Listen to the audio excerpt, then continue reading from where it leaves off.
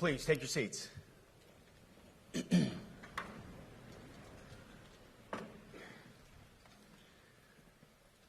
Well, Mr. Chairman, the Joint Chiefs, generals, admirals, commanders, officers, senior enlisted, NCOs, enlisted, and every member of our American military, good morning. Good morning and welcome to the War Department, because the era of the Department of Defense is over. You see, the motto of my first platoon was, "Those who long for peace must prepare for war." This is, of course, not a new idea. This crowd knows that. The origin dates to the 4th century Rome and has been repeated ever since, including by our first commander-in-chief, George Washington, the first leader of the War Department. It captures a simple yet profound truth. To ensure peace, we must prepare for war. From this moment forward, the only mission of the newly restored Department of War is this: warfighting, preparing for war and preparing to win, unrelenting and uncompromising in that pursuit. Not because we want war, no one here wants war, but it's because we love peace. We love peace for our fellow citizens. They deserve peace, and they rightfully expect us to deliver it. Our number one job, of course, is to be strong so that we can prevent war in the first place. The president talks about it all the time. It's called peace through strength. And as history teaches us, the only people who actually deserve peace are those who are willing to wage war to defend it. That's why pacifism is so naive and dangerous. It ignores human nature and it ignores human history. Either you protect your people and your sovereignty, or you will be subservient to something or someone. It's a truth as old as time. And since waging war is so costly in blood and treasure, we owe our republic a military that will win any war we choose, or any war that is thrust upon us. Should our enemies choose foolishly to challenge us, they will be crushed by the violence, precision, and ferocity of the War Department. In other words, to our enemies, F-A-F-O. If necessary, our troops can translate that for you. Another way to put it is peace through strength, brought to you by the warrior ethos. And we are restoring both. As President Trump has said, and he's right, we have the strongest, most powerful, most lethal, and most prepared military on the planet. That is true, full stop. Nobody can touch us. It's not even close. This is true largely because of the historic investments that he made in his first term, and we will continue in this term. But it's also true because of the leaders in this room and the incredible troops that you all lead. But the world, and as the chairman mentioned, our enemies get a vote. You feel it, I feel it. This is a moment of urgency, mounting urgency. Enemies gather, threats grow. There is no time for games. We must be prepared. If we're going to prevent and avoid war, we must prepare now. We are the strength part of peace through strength. And either we're ready to win or we are not. You see, this urgent moment, of course, requires more troops, more munitions, more drones, more Patriots, more submarines, more B-21 bombers. It requires more innovation, more AI in everything and ahead of the curve. More cyber effects, more counter-UAS, more space, more speed. America is the strongest, but we need to get stronger and quickly. The time is now, and the cause is urgent. The moment requires restoring and refocusing our defense industrial base, our shipbuilding industry, and onshoring all critical components. It requires, as President Trump has done, getting our allies and partners to step up and share the burden. America cannot do everything.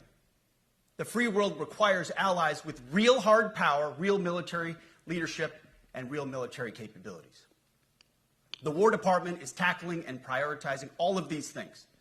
And I'll be giving a speech next month that will showcase the speed, innovation, and generational acquisition reforms we are undertaking urgently. Likewise, the nature of the threats we face in our hemisphere and in deterring China is another speech for another day, coming soon. This speech today, as I drink my coffee, this speech today is about people, and it's about culture. The topic today is about the nature of ourselves. Because no plan, no program, no reform, no formation will ultimately succeed unless we have the right people and the right culture at the War Department.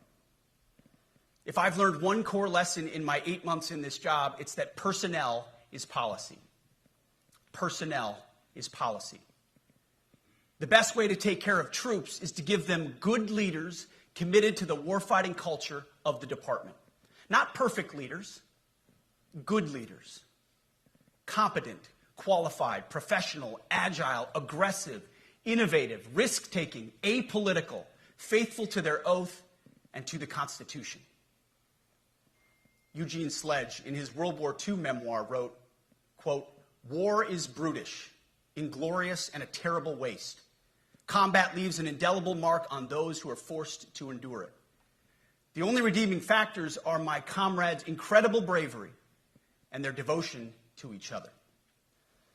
In combat, there are thousands of variables, as I learned in Iraq and Afghanistan, and as so many of you did in so many more places. Leaders can only control about 3 of them. You control how well you're trained, mostly how well you're equipped, and the last variable is how well you lead. After that, you're on your own. Our warfighters are entitled to be led by the best and most capable leaders. That is who we need you all to be. Even then, in combat, even if you do everything right, you may still lose people because the enemy always gets a vote.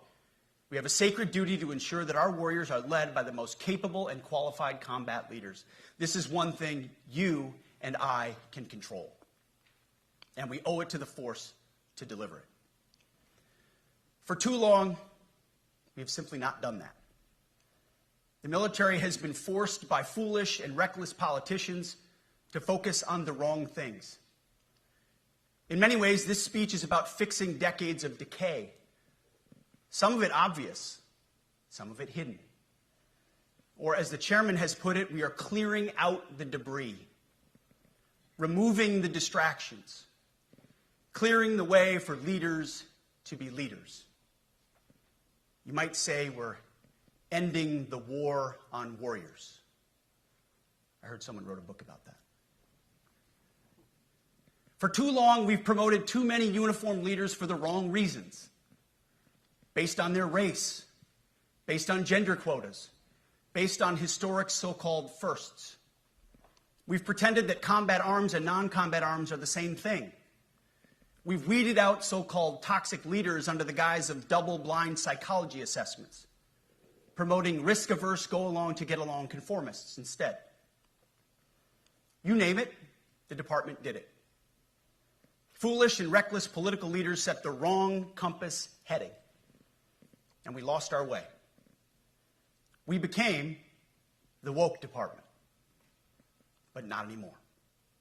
Right now, I'm looking out at a sea of Americans who made a choice when they were young men and young women to do something most Americans will not, to serve something greater than yourself, to fight for God and country, for freedom and the Constitution.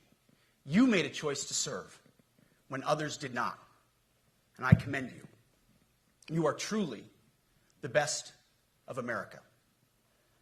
But this does not mean, and this goes for all of us, that our path to this auditorium on this day was a straight line, or that the conditions of the formations we lead are where we want them to be. You love your country, and we love this uniform, which is why we must do better. We just have to be honest. We have to say with our mouths what we see with our eyes. To just tell it like it is in plain English. To point out the obvious things right in front of us. That's what leaders must do. We cannot go another day without directly addressing the plank in our own eye, without addressing the problems in our own commands and in our own formations. This administration has done a great deal from day one to remove the social justice, politically correct, and toxic ideological garbage that had infected our department, to rip out the politics. No more identity months, DEI offices, dudes in dresses. No more climate change worship. No more division, distraction, or gender delusions. No more debris. As I've said before, and will say again, we are done with that shit. I've made it my mission to uproot the obvious distractions that made us less capable and less lethal. That said, the War Department requires the next step. Underneath the woke garbage is a deeper problem, and a more important problem that we are fixing and fixing fast. Common sense is back at the White House, so making the necessary changes is actually pretty straightforward. President Trump expects it. And the litmus test for these changes is pretty simple. Would I want my eldest son, who is 15 years old, eventually joining the types of formations that we are currently wielding? If in any way the answer to that is no, or even yes, but, then we're doing something wrong. Because my son is no more important than any other American citizen who dons the cloth of our nation. He is no more important than your son. All precious souls made in the image and likeness of God. Every parent deserves to know that their son or their daughter that joins our ranks is entering exactly the kind of unit that the Secretary of War would want his son to join. Think of it as the golden rule test. Jesus said, "Do unto others that which you would have done unto yourself." It's the ultimate simplifying test of truth. The new War Department golden rule is this: do unto your unit as you would have done unto your own child's unit. Would you want him serving with fat or unfit or undertrained troops? Or alongside people who can't meet basic standards? Or in a unit where standards were lowered so certain types of troops could make it in? In a unit where leaders were promoted for reasons other than merit, performance, and warfighting? The answer is not just no, it's hell no. This means at the War Department, first and foremost, we must restore a ruthless, dispassionate, and common sense application of standards. I don't want my son serving alongside troops who are out of shape, or in combat unit with females who can't meet the same combat arms physical standards as men, or troops who are not fully proficient on their assigned weapons, platform, or task, or under a leader who was the first but not the best. Standards must be uniform, gender neutral, and high. If not, they're not standards. They're just suggestions. Suggestions that get our sons and daughters killed. When it comes to combat arms units, and there are many different stripes across our joint force, the era of politically correct, overly sensitive, don't hurt anyone's feelings leadership ends right now. At every level, either you can meet the standard, either you can do the job, either you are disciplined, fit, and trained, or you are out. And that's why today, at my direction, and this is the first of 10 Department of War directives that are arriving at your commands as we speak and in your inbox. Today, at my direction, each service will ensure that every requirement for every combat MOS, for every designated combat arms position, returns to the highest male standard only. Because this job is life or death. Standards must be met. And not just met, at every level we should seek to exceed the standard, to push the envelope, to compete. It's common sense and core to who we are and what we do. It should be in our DNA. Today at my direction, we are also adding a combat field test for combat arms units that must be executable in any environment at any time and with combat equipment. These tests, they'll look familiar. They'll resemble the Army Expert Physical Fitness Assessment or the Marine Corps Combat Fitness Test. I'm also directing that warfighters in combat jobs execute their service fitness test at a gender-neutral, age-normed male standard scored above 70%. It all starts with physical fitness and appearance. If the Secretary of War can do regular, hard PT, so can every member of our joint force. Frankly, it's tiring to look out at combat formations, or really any formation, and see fat troops.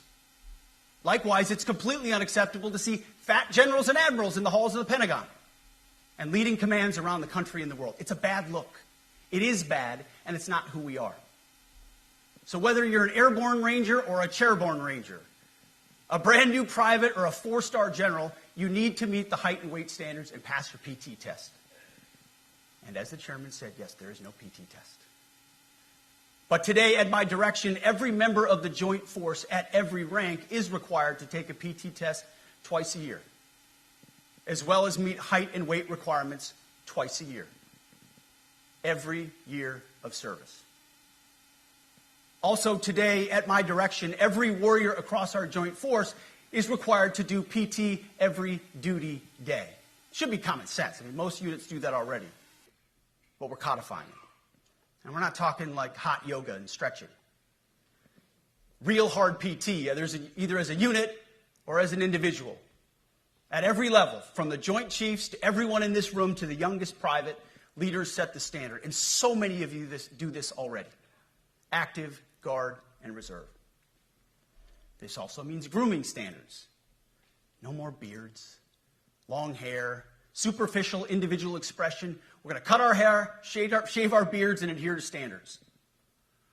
Because it's like the broken windows theory of policing. It's like when you let the small stuff go, the big stuff eventually goes. So you have to address the small stuff.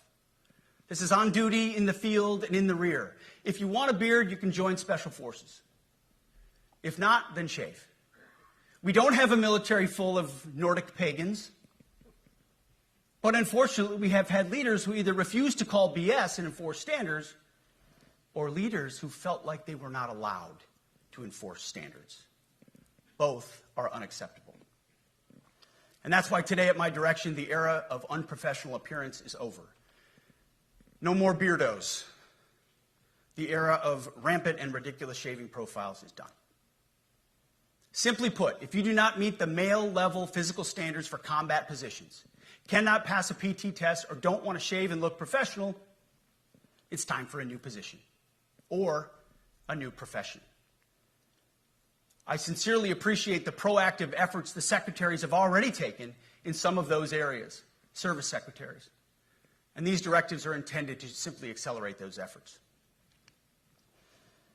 On the topic of standards, allow me a few words to talk about toxic leaders.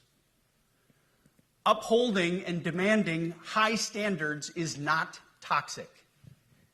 Enforcing high standards, not toxic leadership.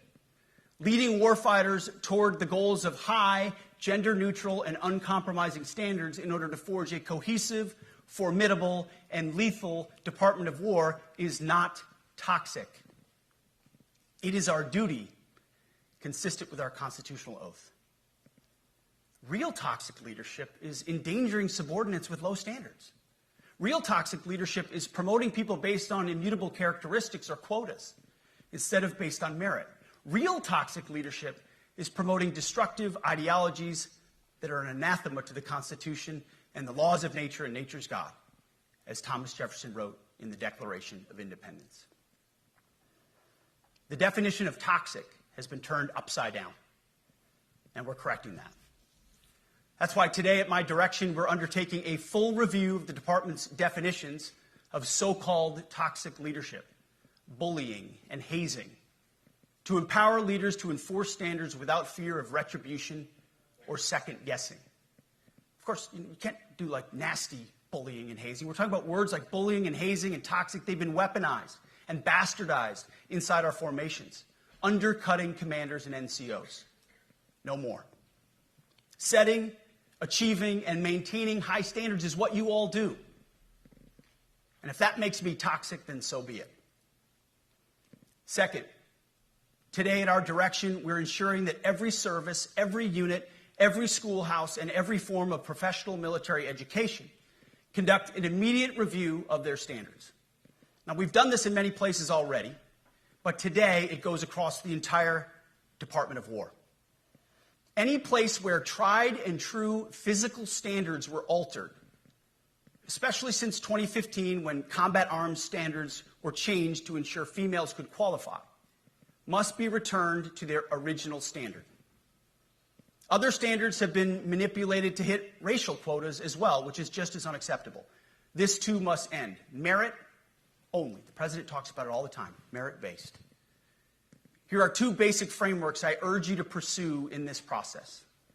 Standards I call, my staff's heard all about them, the 1990 test and the E6 test. The 1990s test is simple. What were the military standards in 1990? And if they have changed, tell me why. Was it a necessary change based on the evolving landscape of combat? Or was the change due to a softening, weakening, or gender-based pursuit of other priorities? 1990s seems to be as good a place to start as any. And the E6 test. Ask yourself, does what you're doing make the leadership, accountability, and lethality efforts of an E6, or frankly an O3, does it make it easier or more complicated? Does the change empower staff sergeants, petty officers, and tech sergeants to get back to basics? The answer should be a resounding yes. The E6 test, or O3 test, clarifies a lot, and it clarifies quickly. Because war does not care if you're a man or a woman. Neither does the enemy. Nor does the weight of your rucksack, the size of an artillery round, or the body weight of a casualty on the battlefield who must be carried. This, and I want to be very clear about this, this is not about preventing women from serving. We very much value the impact of female troops. Our female officers and NCOs are the absolute best in the world. But when it comes to any job that requires physical power to perform in combat, those physical standards must be high and gender neutral. If women can make it, excellent. If not, it is what it is. If that means no women qualify for some combat jobs, so be it. That is not the intent, but it could be the result, so be it. It will also mean that weak men won't qualify because we're not playing games. This is combat. This is life or death. As we all know, this is you versus an enemy hell-bent on killing you. To be an effective, lethal fighting force, you must trust that the warrior alongside you in battle is capable, truly physically capable of doing what is necessary under fire. You know this is the only standard you would want for your kids and for your grandkids. Apply the War Department Golden Rule, the 1990 test, and the E6 test, and it's really hard to go wrong. Third, we are attacking and ending the walking on eggshells and zero-defect command culture. A risk-averse culture means officers execute not to lose instead of to win. A risk-averse culture means NCOs are not empowered to enforce standards. Commanders and NCOs don't take necessary risks or make tough adjustments for fear of rocking the boat or making mistakes. A blemish-free record is what peacetime leaders covet the most, which is the worst of all incentives. We, as senior leaders, need to end the poisonous culture of risk aversion and empower our NCOs at all levels to enforce standards. Truth be told, For the most part, we don't need new standards. We just need to reestablish a culture where enforcing standards is possible. And that's why today at my direction, I'm issuing new policies that will overhaul the IG, EO, and MEO processes. I call it the No More Walking on Eggshells policy. We are liberating commanders and NCOs. We are liberating you. We are overhauling an inspector general process, the IG, that has been weaponized, putting complainers, ideologues, and poor performers in the driver's seat. We're doing the same with the equal opportunity and military equal opportunity policies, the EO and MEO at our department. No more frivolous complaints, no more anonymous complaints, no more repeat complainants, no more smearing reputations, no more endless waiting, no more legal limbo, no more sidetracking careers, no more walking on eggshells. Of course, being a racist has been illegal in our formation since 1948. The same goes for sexual harassment. Both are wrong and illegal. Those kinds of infractions will be ruthlessly enforced. But telling someone to shave or get a haircut or to get in shape or to fix their uniform or to show up on time or to work hard, that's exactly the kind of discrimination we want. We are not civilians. You are not civilians. You are set apart for a distinct purpose. So we, as a department, need to stop acting and thinking like civilians and get back to basics and put the power back in the hands of commanders and NCOs. Commanders and NCOs who make life and death decisions. Commanders and NCOs who enforce standards and ensure readiness. Commanders and NCOs who, in this War Department, have to look in the mirror and have to pass the golden rule test. My kids, your kids, America's sons and daughters.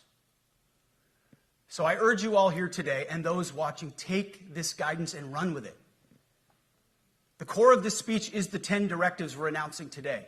They were written for you, for Army leadership, for Navy leadership, for Marine Corps leadership, for Air Force leadership, Space Force leadership. These directives are designed to take the monkey off your back and put you, the leadership, back in the driver's seat. Move out with urgency because we have your back. I have your back. And the Commander-in-Chief has your back. And when we give you this guidance, we know mistakes will be made. It's the nature of leadership. But you should not pay for earnest mistakes for your entire career. And that's why today, at my direction, we're making changes to the retention of adverse information on personnel records that will allow leaders with forgivable, earnest, or minor infractions to not be encumbered by those infractions in perpetuity. People make honest mistakes, and our mistakes should not define an entire career. Otherwise, we only try not to make mistakes, and that's not the business we're in. We need risk takers and aggressive leaders and a culture that supports you. Fourth, at the War Department, promotions across the Joint Force will be based on one thing: merit. Colorblind, gender-neutral, merit-based. The entire promotion process, including evaluations of warfighting capabilities, is being thoroughly re-examined. We've already done a lot in this area, but more changes are coming soon. We'll promote top-performing officers and NCOs faster and get rid of poor performers more quickly. Evaluations, education, and field exercises will become real evaluations, not box checks, for every one of us at every level. These same reforms happened before World War II as well. General George Marshall and Secretary of War Henry Stimson did the same thing. And we won a world war because of it. As it happens, when he started the job, Chairman Kane gave me a frame and a photo to hang in my office. A matching frame and photo hangs in his. It's a photo of Marshall and Stimson preparing for World War II. Those two leaders famously kept the door open between their offices for the entirety of the war. They worked together, civilian and uniform, every single day. Chairman Kane and I do the same. There is no daylight between us. Our doors are always open. Our job together is to ensure our military is led by the very best, ready to answer the nation's call. Fifth, as you have seen, and the media has obsessed over, I have fired a number of senior officers since taking over. The previous chairman, other members of the Joint Chiefs, combatant commanders, and other commanders. The rationale for me has been straightforward. It's nearly impossible to change a culture with the same people who helped create or even benefited from that culture, even if that culture was created by a previous president and previous secretary. My approach has been simple. When in doubt, assess the situation, follow your gut, and if it's the best for the military, make a change. We all serve at the pleasure of the president every single day. But in many ways, it's not their fault. It's not your fault. As foolish and reckless as the woke department was, those officers were following elected political leadership. An entire generation of generals and admirals were told that they must parrot the insane fallacy that, quote, our diversity is our strength. Of course, we know our unity is our strength. They had to put out dizzying DEI and LGBTQI plus statements. They were told females and males are the same thing, or that males who think they're females is totally normal. They were told that we need a green fleet and electric tanks. They were told to kick out Americans who refuse an emergency vaccine. They followed civilian policies set by foolish and reckless political leaders. Our job, my job, has been to determine which leaders simply did what they must to answer the prerogatives of civilian leadership, and which leaders are truly invested in the woke department, and therefore incapable of embracing the War Department and executing new lawful orders. That's it. It's that simple. So for the past 8 months, we've gotten a good look under the hood of our officer corps. We've done our best to thoroughly assess the human terrain. We've had to make trade-offs and some difficult decisions. It's more of an art than a science. We have been and will continue to be judicious, but also expeditious. The new compass heading is clear. Out with the Shirellis, the Mackenzies, and the Millies, and in with the Stockdales, the Schwarzkopfs, and the Pattons. More leadership changes will be made, of that I'm certain. Not because we want to, but because we must. Once again, this is life and death. The sooner we have the right people, the sooner we can advance the right policies. Personnel is policy. But I look out at this group, and I see great Americans. Leaders who have given decades to our great republic, at great sacrifice to yourselves and to your families. But if the words I'm speaking today are making your heart sink, then you should do the honorable thing and resign. We would thank you for your service. But I suspect, I know, the overwhelming majority of you feel the opposite. These words make your hearts full. You love the War Department because you love what you do, the profession of arms. You are hereby liberated to be an apolitical, hard-charging, no-nonsense, constitutional leader that you joined the military to be. We need you locked in on the M. Not the D, the E, or the I. Not the DEI or the DIE of dime. By that I mean the M, military, of the instruments of national power. We have entire departments across the government dedicated to diplomatic, informational, and economic lines of effort. We do the M. Nobody else does. And our GOFOs need to master it in every domain and every scenario. No more distractions, no more political ideologies, no more debris. Now, of course, we're going to disagree at times. We would not be Americans if we didn't.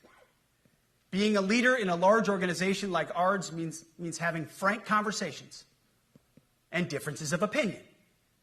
You will win some arguments, and you will lose some arguments. But when civilian leaders issue lawful orders, we execute.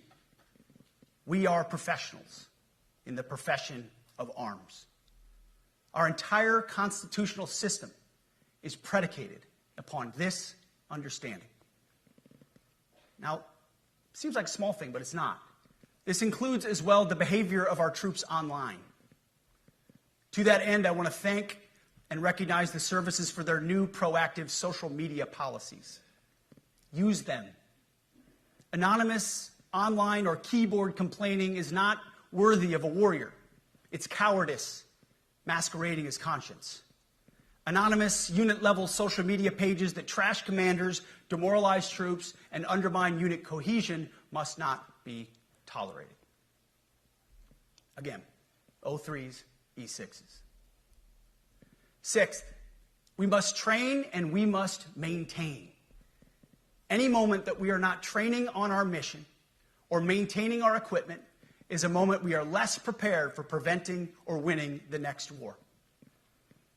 That is why today, at my direction, we are drastically reducing the ridiculous amount of mandatory training that individuals and units must execute. We've already ended the most egregious. Now we're giving you back real time. Less PowerPoint briefings and fewer online courses, more time in the motor pool, and more time on the range. Our job is to make sure you have the money, equipment, weapons, and parts to train and maintain, and then you take it from there. You all know this because it's common sense. The tougher and the higher the standards in our units, the higher the retention rates in those units. Warriors want to be challenged. Troops want to be tested. When you don't train and you don't maintain, you demoralize. And that's when our best people decide to take their talents to the civilian world. The leaders who created the woke department have already driven out too many hard chargers. We reverse that trend right now. There is no world in which high-intensity war exists without pain, agony, and human tragedy. We are in a dangerous line of work. You are in a dangerous line of work. We may lose good people. But let no warrior cry out from the grave, "If only I had been properly trained." We will not lose warfighters because we failed to train or equip them or resource them. Shame on us if we do. Train like your warriors' lives depend on it, because they do. To that point, basic training is being restored to what it should be: scary, tough, and disciplined. We're empowering drill sergeants to instill healthy fear in new recruits, ensuring that future warfighters are forged. Yes, they can shark attack, they can toss bunks, they can swear, and yes, they can put their hands on recruits. This does not mean they can be reckless or violate the law, but they can use tried and true methods to motivate new recruits, to make them the warriors they need to be. Back to basics at basic as well. Of course, and you know this, basic training is not where mission readiness should end. The nature of the evolving threat environment demands that everyone, in every job, must be ready to join the fight if needed. A core credo of the Marine Corps is every Marine a rifleman. It means that everyone, regardless of MOS, is proficient enough to engage an enemy threat at sea, in the air, or in a so-called rear area. We need to ensure that every member of our uniformed military maintains baseline proficiency in basic combat skills, especially because the next war, like the last, will likely not have a rear area. Finally, as President Trump rightly pointed out when he changed the department name, the United States has not won a major theater war since the name was changed to the Department of Defense in 1947. One conflict stands out in stark contrast: the Gulf War. Why? Well, there's a number of reasons, but it was a limited mission with overwhelming force and a clear end state. But why did we execute and win the Gulf War the way we did in 1991? There's two overwhelming reasons. One was President Ronald Reagan's military buildup gave an overwhelming advantage.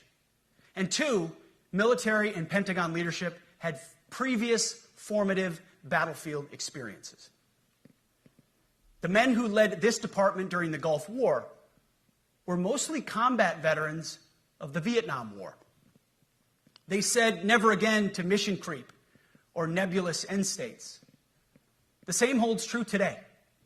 Our civilian and military leadership is chock full of veterans from Iraq and Afghanistan who say never again to nation building and nebulous end states. This clear-eyed view, all the way in the White House, combined with President Trump's military buildup, postures us for future victories if, and we will, and when we embrace the War Department. And we must. We are preparing every day. We have to be prepared for war, not for defense. We're training warriors, not defenders. We fight wars to win, not to defend. Defense is something you do all the time. It's inherently reactionary and can lead to overuse, overreach, and mission creep. War is something you do sparingly, on our own terms, and with clear aims. We fight to win. We unleash overwhelming and punishing violence on the enemy. We also don't fight with stupid rules of engagement. We untie the hands of our warfighters to intimidate, demoralize, hunt, and kill the enemies of our country. No more politically correct and overbearing rules of engagement. Just common sense, maximum lethality, and authority for warfighters. That's all I ever wanted as a platoon leader. And it's all my E6 squad leaders ever wanted, back to that E6 rule. We let our leaders fight their formations, and then we have their back. It's very simple, yet incredibly powerful. A few months ago, I was at the White House when President Trump announced his Liberation Day for America's trade policy. It was a landmark day. Well, today is another Liberation Day. The liberation of America's warriors, in name, in deed, and in authorities. You kill people and break things for a living. You are not politically correct and don't necessarily belong always in polite society. We are not an army of one. We are a joint force of millions of selfless Americans. We are warriors. We are purpose-built, not for fair weather, blue skies, or calm seas. We were built to load up in the back of helicopters, 5 tons, or Zodiacs, in the dead of night, in fair weather or foul, to go to dangerous places, to find those who would do our nation harm, and deliver justice on behalf of the American people in close and brutal combat if necessary. You are different. We fight not because we hate what's in front of us. We fight because we love what's behind us. You see, the Ivy League faculty lounges will never understand us, and that's okay, because they could never do what you do. The media will mischaracterize us, and that's okay, because deep down they know the reason they can do what they do is you. In this profession, you feel comfortable inside the violence so that our citizens can live peacefully. Lethality is our calling card, and victory our only acceptable end state. In closing, a few weeks ago, at our monthly Pentagon Christian prayer service, I recited a commander's prayer. It's a simple yet meaningful prayer for wisdom for commanders and leaders. I encourage you to look it up if you've never seen it. But the prayer, it ends like this. And most of all, Lord, please keep my soldiers safe. Lead them, guide them, protect them, watch over them. And as you gave all of yourself for me, help me give all of myself for them. And amen. I have prayed this prayer many times since I've had the privilege of being your secretary. And I will continue to pray this prayer for each of you as you command and lead our nation's finest. Go forth and do good things, hard things. President Trump has your back, and so do I. And you'll hear from him shortly. Move out and draw fire. because we are the War Department. Godspeed.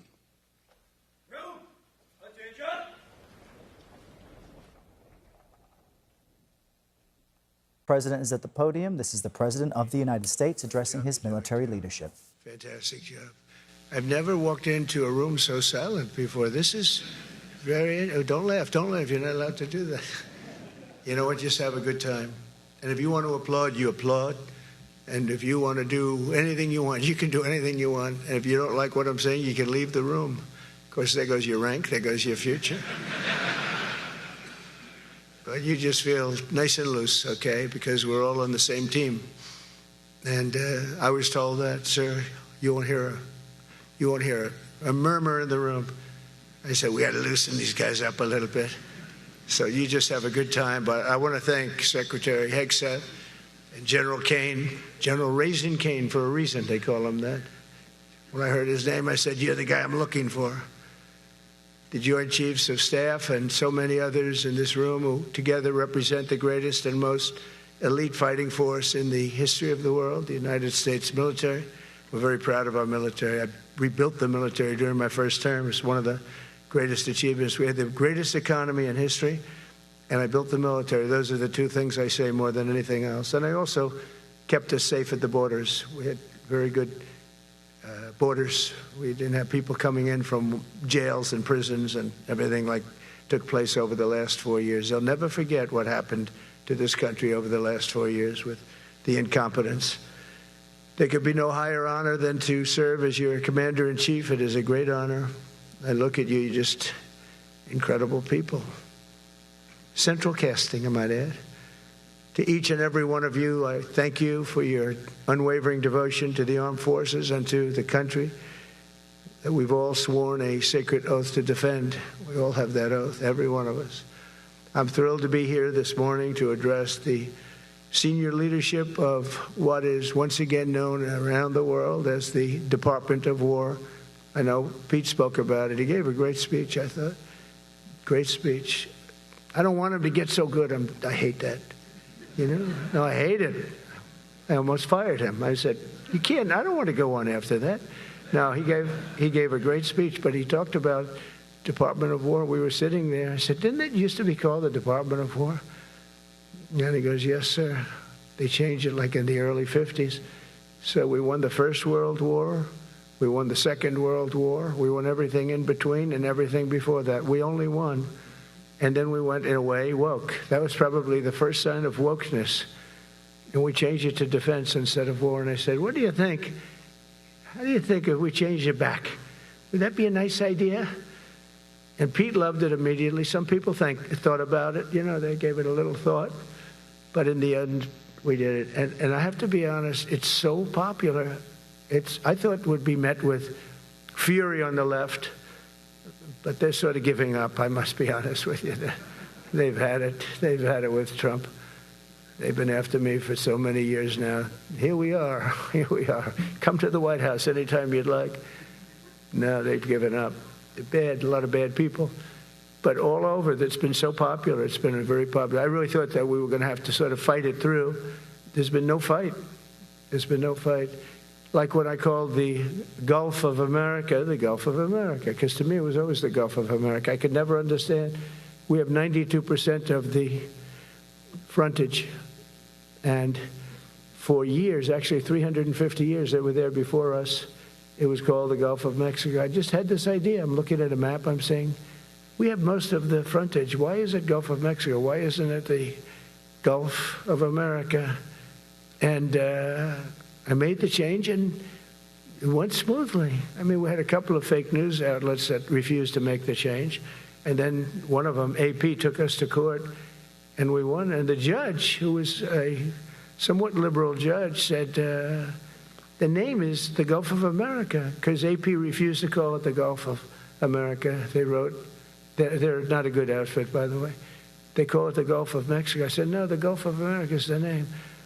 And the judge actually said that, in fact, you can't even go into the room because what you're doing is not appropriate. The name is the Gulf of America. Google Maps changed the name. Everybody did, but AP wouldn't. And then we won in court. How about that? Isn't that so cool? the Secretary Hegseth beautifully described, the name change reflects far more than the shift in branding. It's really a historic reassertion of our purpose and our identity and our pride. That's when we go with the word war. And, you know, we want war because we want to have no wars, but you have to be there, and, you know, sometimes you have to do it. I have settled so many wars since we're here. We're here almost 9 months, and I've settled 7, and yesterday we might have settled the biggest of them all, although I don't know. Pakistan, India was very big. Both nuclear powers, I settled that. But yesterday could be the settlement in the Middle East. That hasn't happened for 3,000 years. I said, how long have you been fighting? 3,000 years, sir. That's a long time. But we got it, I think, settled. We'll see. Hamas has to agree. And if they don't, it's going to be very tough on them. But it is what it is. But all of the Arab nations, Muslim nations have agreed. Israel has agreed. It's an amazing thing. It just came together. War is very strange. You know, you never know what's going to happen with war. The easiest one of them all is Putin. I said, number one, it's a war that would have never happened if I were president, if the election weren't rigged. And if I were president, that war would have never happened, not even a little chance. And it didn't happen for 4 years. But I knew Putin very well, and I thought that would be easy because I know him so well. Well, that one turned out to be the hardest of them all. We had some that were not settleable, and they all got settled. So if this works out, that we did yesterday with the Middle East, then that's more than a war. That's lots of wars. That's all combined. That's a lot of wars. Many of you were over there in many different capacities in many different countries. That's a big part of the earth. But if that works out, it would be 8+. How could I give myself 2 or 3 for that one? And then we just have the one to settle, and we have to settle it up with President Putin and Zelensky. Got to get them together and get it done. But the only way we can do that is through strength. I mean, if we were weak, they wouldn't even take my phone call. But we have extreme strength. We had the horror show in Afghanistan, which is really the reason I think that Putin went in. He saw that horror show by Biden and his team of incompetent people. And that showed, I think it gave him a path in. I wasn't there any longer. I watched that, and it was so horrible. I think it was the most embarrassing day in the history of our country. And now we're back. And that's it. We're not going to have any of that crap happen, I can tell you. That was terrible, so terrible. Together we're reawakening the warrior spirit, and this is a spirit that won and built this nation, and from the cavalry that tamed the Great Plains to the ferocious, unyielding power of Patton, Bradley, and the great General Douglas MacArthur. These are all great men. In this effort, we're a team, and so my message to you is very simple. I am with you, I support you, and as president, I have your backs 100%. You'll never see me even waver a little bit. It's the way it is. And that includes our great police officers and firemen and all of these people that are doing so well. Together over the next few years, we're going to make our military stronger, tougher, faster, fiercer, and more powerful than it has ever been before. I rebuilt our nuclear, as you probably know, but we'll upgrade that also and just hope we never have to use it. We have to hope we never have to use it, because the power of that is so incredible. I see things I don't think they'd show it to you. I really wouldn't want them to show it to you. But when you see the result of what's left, you never want to use that. Never, never, ever. We were a little bit threatened by Russia recently, and I sent a submarine, nuclear submarine, the most lethal weapon ever made. Number one, you can't detect it. There's no way. We're 25 years ahead of Russia and China in submarines. Russia's actually second in submarines. China's third, but they're coming up. They're coming up. They're way lower in nuclear too, but in 5 years they'll be equal. They're coming up. And you don't have to be that good with nuclear. You could have 1/20th what you have now and still do the damage that would be, that'd be so horrendous. But I announced that, based on his mention of nuclear, and it was really a stupid person that works for him mentioned the word nuclear, I moved a submarine or two, I won't say about the two, over to the coast of Russia, just to be careful, because we can't let people throw around that word. I call it the N word. There are two N words, and you can't use either of them. You can't use either of them. And frankly, if it does get to use, we have more than anybody else. We have better, we have newer, but it's something we don't ever want to even have to think about. But when somebody mentions it, that submarine started immediately thereafter. And it's just lurking, but I'm sure we're not going to have to use it. But it's an amazing, it's undetectable, totally. Ours is, theirs isn't. Theirs are totally detectable. We can detect them easily. We go right to the spot. But we have genius apparatus that doesn't allow detection. It doesn't allow detection at all by anybody above water or below water. It's incredible. We're way ahead of everybody in that and other things. As a result of the exciting renewal of the spirit of our armed forces, and that's what it is. It's really reaching that spirit, unprecedented heights. Over the past 8 months, new enlistments, I'm so proud of this, have surged to record highs, the highest we've ever had. And we used to have recruiting shortages. If you remember, about a year and a half ago, I was at the beginning stage of a campaign, and things came out that you couldn't get people to join the armed forces. And by the way, the police also. Fire department. I always put the fire department in because they're great. They're great. And I got 95% of their vote, too. That helps. When you get 95% of their vote, you always have to mention them. But they're great. And they're brave in our inner cities, which we're going to be talking about, because it's a big part of war now. It's a big part of war. But the firemen go up on ladders, and you have people shooting at them while they're up on ladders. I don't even know if anybody heard that. And I said, don't talk about it much, but I think you have to. Our firemen are incredible. They're up on one of these ladders that goes way up to the sky, rescuing people, and you have animals shooting at them, shooting bullets at firemen that are way up in death territory. You fall off that ladder, it's over. It's over. They don't even have to inspect you when you hit the ground. And you have people shooting bullets at them in some of these inner cities. We're not going to let that happen. So I always mention the firemen because that's actually a big problem we have. They are unbelievable. Like you, they're unbelievable people. For the first time on record in 2025, the Navy, Air Force, and Space Force all met or surpassed their recruiting goals 3 months early. That never happened before. And the Army did even better. Congratulations, Army.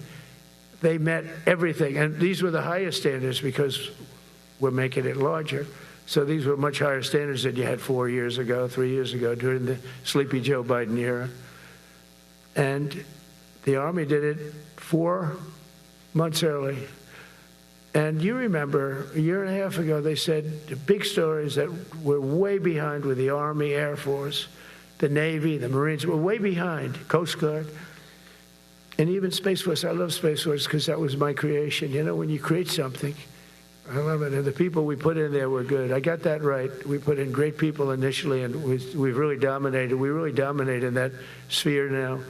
We're way behind China and Russia, and now we dominate. Space Force turned out to be a very important thing. I said from the beginning, you know, when Biden came into office, he wanted to terminate it. He said, and this thing called Space Force, so we could get rid of that. And he got hammered by the people in this room for even suggesting it, because it's very important, one of the most important. And as time goes by, it'll get more and more important. But we're now at 106% of our recruiting targets for the year, and that's the best in far more than a generation. And for the Marines, morale is so strong that the Marine Corps will meet its 2026 retention targets before the end of October, which never happens. And that's the earliest it's ever happened in the history of our country. And it makes you feel good, you know. I felt guilty. I'd go make a speech in front of never people like you. You are the leaders. But people, soldiers. And I felt embarrassed because there'd be stories about, you know, we couldn't fill up our Army, Navy, Air Force. We couldn't fill them up. And it was headlines. It was during Biden's 4 years. The auto pen. I call them the auto pen. It's, how would you like to have your thing signed by an auto pen? You know, when I have a general and I have to sign for a general because we have beautiful paper, the gorgeous paper, I said throw a little more gold on it. They deserve it. I want the A paper, not the D paper. We used to sign a piece of garbage. I said, this man's going to be a general, right? Yeah. I don't want to use this. I want to use the big, beautiful, firm paper. I want to use the real gold writing when you talk about the position, and they're beautiful. And but how would you like to have that where some kid sitting in the back office is having it signed with an auto pen? I thought about it, and I thought about you people first, admirals, generals. I said, somebody works his whole life. He gets into maybe the academies or wherever, but however you got there, and you go through years of work, and now you become an admiral or a general or whatever. And when you do, the President of the United States signs your commission, as you know, and that commission is beautifully displayed. And I sign it. Actually, I love my signature. I really do. Everyone loves my signature. But I signed it very proudly, and I always think to myself, how can you have an auto pen sign this? It's just so disrespectful. To me, it's just totally disrespectful. And it turned out that almost everything he did was signed by auto pen, except for when he gave his son, Hunter, pardon. He signed that one. And that's actually the worst signature I've ever seen. That was the bad. The auto pen looks much better. But as leaders, our commitment to every patriot who put on the uniform is to ensure that American military remains the most lethal and dominant on the planet, not merely for a few years, but for the decades and generations to come, for centuries. We must be so strong that no nation will dare challenge us, so powerful that no enemy will dare threaten us, and so capable that no adversary can even think about beating us. And we've had it recently. I had India and Pakistan were going at it, and I called them both. And in this case, I used trade. I'm not going to trade with you. Used to two nuclear nations, big nuclear. And no, you cannot do that. I said, yes, I can. You go into this frickin' war that I'm hearing about. You know, actually, they just shot down 7 planes. 7 planes, it was starting. There's a lot of bad blood. And I said, you do this, there's not going to be any trade. And I stopped the war. It was raging for 4 days, but that was just the beginning. And we stopped it. It was a great thing. And the Prime Minister of Pakistan was here, along with the Field Marshal, who's a very important guy in Pakistan, and he was here 3 days ago.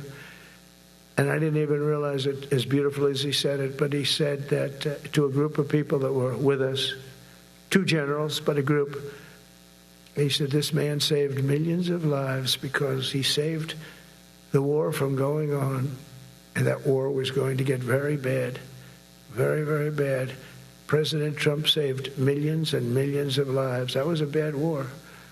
And I was very honored. I loved the way he said it. Susie Wiles was there. She said that was the most beautiful thing. But we saved a lot of them. Saved a lot of them. Even in Africa, we saved the Congo with Rwanda. They've been fighting for 31 years, 10 million people dead. I got that one done. And very proud of it. So if this works out, we'll have 8 in 8 months. That's pretty good. Nobody's ever done that. Will you get the Nobel Prize? Absolutely not. They'll give it to some guy that didn't do a damn thing. They'll give it to a guy that wrote a book about the mind of Donald Trump and what it took to solve the wars. And he'll get the Nobel Prize will go to a writer. No, but we'll see what happens. But it's be a big insult to our country, I will tell you that. I don't want it. I want the country to get it.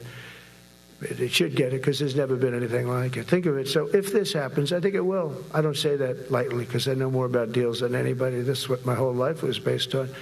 And they can change, and this can certainly change. But we have just about everybody. We have one signature that we need, and that signature will pay in hell if they don't sign. I hope they sign for their own good and we create something really great. But to have done 8 of them is just like such an honor. And then we have Putin and Zelensky. The easiest one of them all. I said, that one I'll get done. I thought that was going to be first. The others are much harder, some of them. Azerbaijan this was going on for 36 years.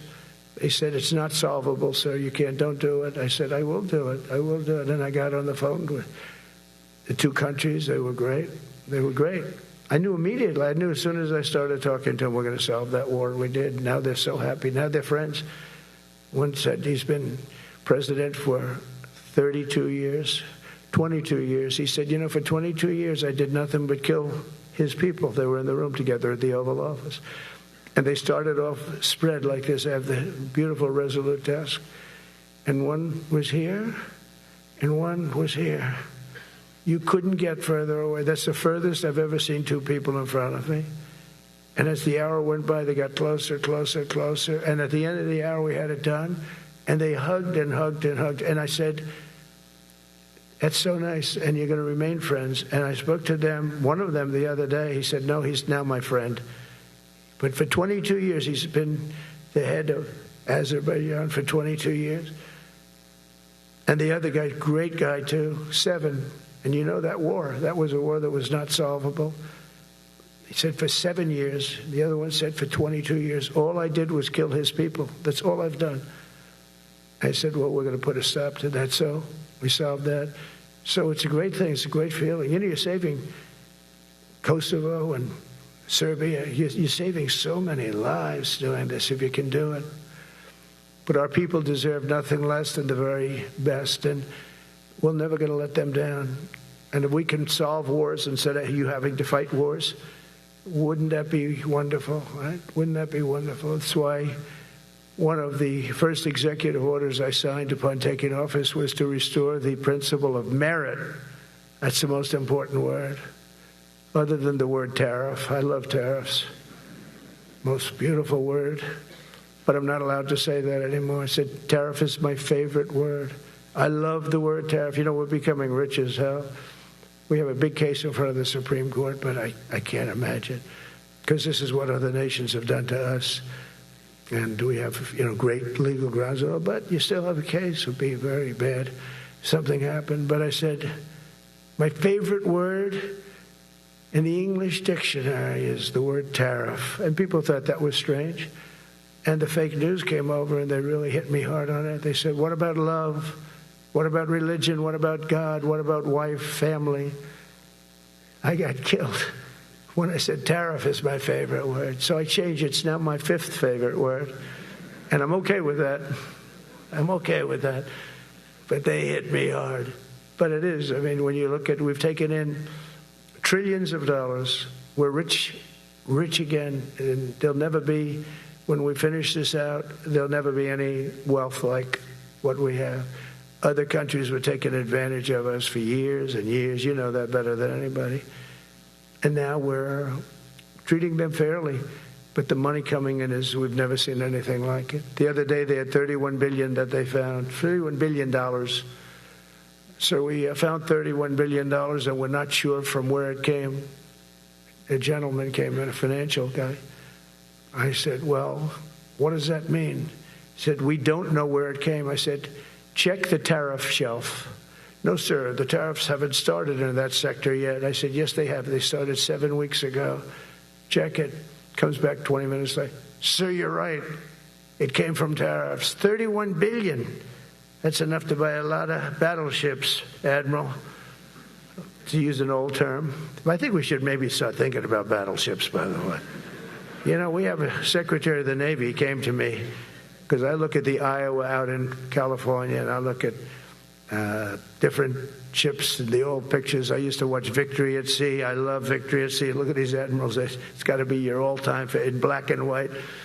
And I look at those ships, they came with the destroyers alongside of them, and man, nothing was going to stop. They were 20 deep, and they were in a straight line, and there was nothing going to stop them. And we actually talk about, those ships. Some people would say, no, that's old technology. I don't know. I don't think it's old technology when you look at those guns. But it's something we're actually considering, the concept of battleship. Nice 6-inch side, solid steel, not aluminum that melts if it looks at a missile coming at it. Starts melting as the missile's about 2 miles away. Now, those ships, they don't make them that way anymore. But you look at it, and your secretary likes it, and I'm sort of open to it. And bullets are a lot less expensive than missiles. A lot of reasons. I should take a vote, but I'm afraid to take that vote because I may get voted out on that one. But I tell you, it's something we're seriously considering. There were powers. There were big powers. They were just about as mean and scary as you could be. And so we're looking at that. One of the biggest cases that we won was the decision of the United States Supreme Court to allow us to proceed on the word merit. Merit. So those two words are right up there. So this is, I would say, the opposite, if you ask for a definition, the opposite of political correctness. We went through political correct, where you had to have people that were totally unfit to be doing what you're doing for many reasons. I won't get into them. But for many reasons, they were unfit. Now, it's all based on merit. That was such an unbelievable decision. I didn't expect we were going to win that one. We went in. We said we need it. We went in for colleges, where kids with a C average are getting into the best colleges, and the kids with A averages won't get in. And kids with the highest boards and the highest marks or the best marks couldn't get into the best schools. And people that had not good boards and not very good marks, okay, but nothing special, they were getting into our best colleges. I said, this is just crazy. You can't run a country like this. And it was lingering for years, and it got to the Supreme Court, and we won that decision. Merit. Everything's based on merit. You're all based on merit. We're not going to have somebody taking your place for political reasons because they are politically correct, and you're not. We take the people that are going to do the best job. That's all. It's very simple. And that's the way our country was built. We were built on merit. We got away from it for a long time. And everyone understands it. And it was done. It was approved. I give great credit to the Supreme Court because I thought they had tremendous courage. I didn't think they'd do that. That was tremendous. I give them maybe for that decision almost more than anything because it's a hard decision to make. It's really hard. The apparatus of our country was not set up for merit. It was set up for political correctness. And you can never be great if you're going to do that. And we're going to be greater than we ever were before. We're bringing back a focus on fitness, ability, character, and strength. And that's because the purposes of American military is not to protect anyone's feelings. It's to protect our republic. And it's the republic that we dearly love. It's to protect our country. We will not be politically correct when it comes to defending American freedom, and we will be a fighting and winning machine. We want to fight, we want to win, and we want to fight as little as possible. You have to count on people like me to keep you out of wars because we don't want to go into wars. Many of the wars that I just told you about, we could have entered those wars and settled them in a different way, lose a lot of our troops. And we could have settled them, I guess, differently. Maybe not, actually. Actually, you might not have been able to settle them. We just would have been in the middle of a lot of firepower. But when we do need it, you're going to be so ready. And you know it. But very importantly, with that goal in mind, I've committed to spending over $1 trillion on our military in 2026, and that's the most in the history of our country. $1 trillion. That's a lot of money. I hope you like that. Ma'ams and sirs, I hope you like it. That's a hell of a lot of money. We have the best of everything. Every branch is seeing major investments. And as I announced in the Oval Office in March, We are rapidly moving forward with the first ever 6th-generation fighter jet. I didn't name it. I did not name it. Boeing came in and they said, sir, this is our submittal. It's the greatest fighting jet ever done. And, you know, they're testing all these planes. All the companies are testing, and this one tested like through the roof. And they said, we'd like to name it the F-47. I said, all right, let me think about it. Then after thinking for about 2 seconds, I said, okay. You know, that means 47. I'm 47. So I'm 45, 46, and 47, you know, if you think about it. I just don't want the credit for 46. I don't want to have their open borders and people coming in from all over the world, including jails and mental institutes. I don't want that on my record, but I like having it. We're investing tens of billions of dollars in modernizing our nuclear deterrence capabilities like never before.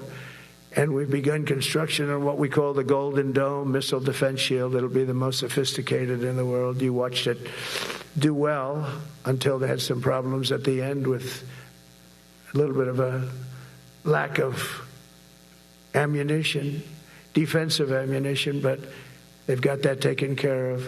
But I tell you, it's what we're doing is so good, and we deserve it. You know, we help other countries with it. We don't have it ourselves. And Canada called me a couple of weeks ago. They want to be part of it. To which I said, well, why don't you just join our country? You become 51, become the 51st state, and you get it for free. So I don't know if that made a big impact, but it does make a lot of sense. It actually makes, because they're having a hard time up there in Canada now, because as you know, with tariffs, everyone's coming into our country. We have more investment than we've ever had before, $17 trillion coming in. As an example, in 4 years, Biden didn't have $1 trillion. We have $17 trillion more than that in 8 months coming in. And they're coming in from Canada, Mexico, from Europe, from all over. AI, auto plants. Everybody's coming back to the United States. Under my budget, we will be expanding the U.S. Navy by at least 19 ships next year, including submarines, destroyers, assault ships, and more.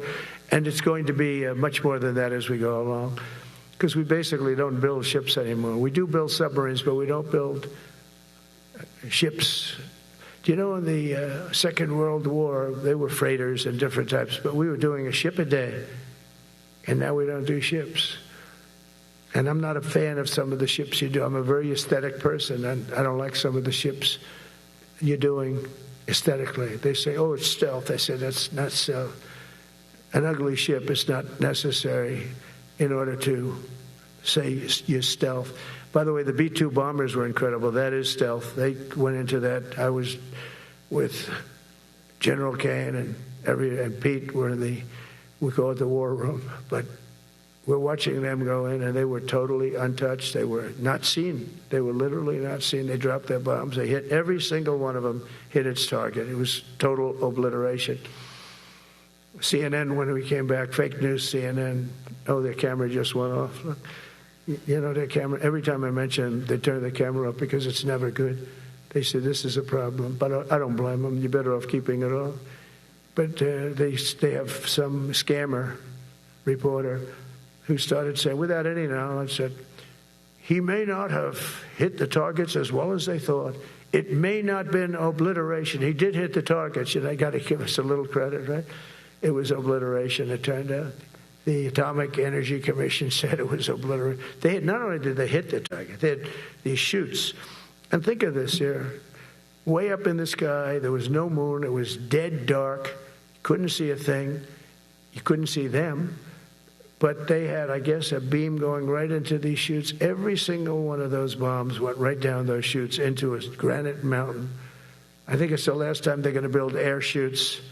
They had these air chutes that were nice, beautiful. They were meant for us. But it was total obliteration. And now they give us credit for that. But these people were phenomenal. I tell you, for the Air Force people here, you can be very proud. That B-2, we just ordered a lot of new ones and updated ones, but I'd take the other ones. Let me tell you, they couldn't have worked any better. So they flew for 37 hours total, back and forth, no stops, no nothing. We had 52 tankers loading them up. And that's a job I wouldn't necessarily want too much, flying a tanker, loaded up with hundreds of thousands of gallons of fuel. I don't know if I'd do that job, General. I asked the question, what happens if it gets hit? Sir, you don't want to know about that, right? I don't want to know about that. But those guys, they just hear us. They're incredible. I had them all to the Oval Office. We had the B-2 pilots and a lot of the people, even the people that took care of them, the maintenance people, just as important. We had them all to the White House, gave them a big party on the lawn, brought some of them into the Oval Office. But on top of all this, we'll deliver a hard-earned pay raise of 3.8% to every soldier, sailor, airman, Coast Guardsman, Space Guardman, and Marine, something you weren't getting from the past administration. They did not treat you with respect. They're Democrats. They never do. Not only are we rebuilding our great strength, but for the first time in years, my administration is actually using that strength to defend the core and vital interests of America. And very simply, we are putting America first. And I have since I've been elected. I've always put America first. It's sort of simple, you know, when you think.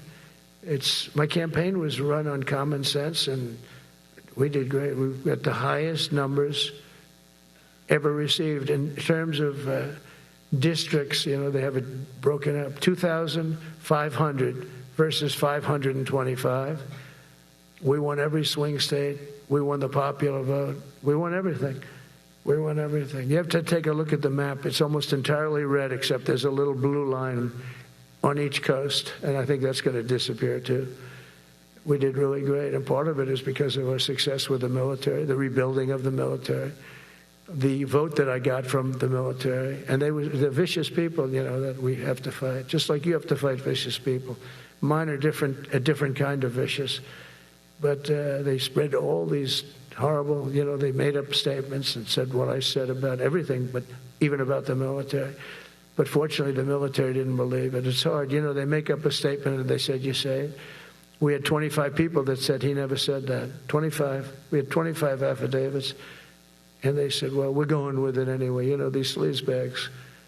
And that's why the press is really losing all power, because people aren't believing it. We need an honest press. We need borders.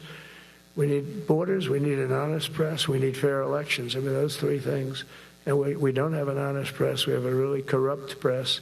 But we fight through the corrupt press. And the people understand. You have to do this stuff a lot. You have to go on television a lot, because you can't get a fair shake if you're going to rely on somebody else. They don't understand. They've destroyed the image of media. Now is at the lowest point it's ever been. It's lower than Congress. Can you believe that? It's something. But together with many of you in the room, we've brought back the fundamental principle that defending the homeland is the military's first and most important priority. That's what it is. Only in recent decades did politicians somehow come to believe that our job is to police the far reaches of Kenya and Somalia, while America is under invasion from within. We're under invasion from within. No different than a foreign enemy, but more difficult in many ways because they don't wear uniforms. At least when they're wearing a uniform, you can take them out. These people don't have uniforms. But we are under invasion from within. We're stopping it very quickly. After spending trillions of dollars defending the borders of foreign countries, with your help, we're defending the borders of our country from now on. We're not going to let this happen. Biden let people come in from prisons, mental institutions, drug dealers, murderers. You know, we had 11,488 murderers allowed into our country by this guy who had no clue. He had no clue. He shouldn't have been there in the first place, but he had no clue. The people that ran the office, the White House, were people that surrounded him, radical left lunatics that are brilliant people, but dumb as hell when it came to policy and common sense. And they allowed people from all over the world, from the Congo. They opened up prisons in the Congo. They came into our country totally unmatched, unvetted, unchecked. And from all over South America, not just South America. You know, you think South America, no, but from all over. A lot came in from Venezuela. Venezuela emptied its prison population. into our country. That's why they have Tren de Aragua, one of the worst gangs ever. But we took care of them. We took good, strong care of them. And I just want to thank the National Guard in Washington, D.C.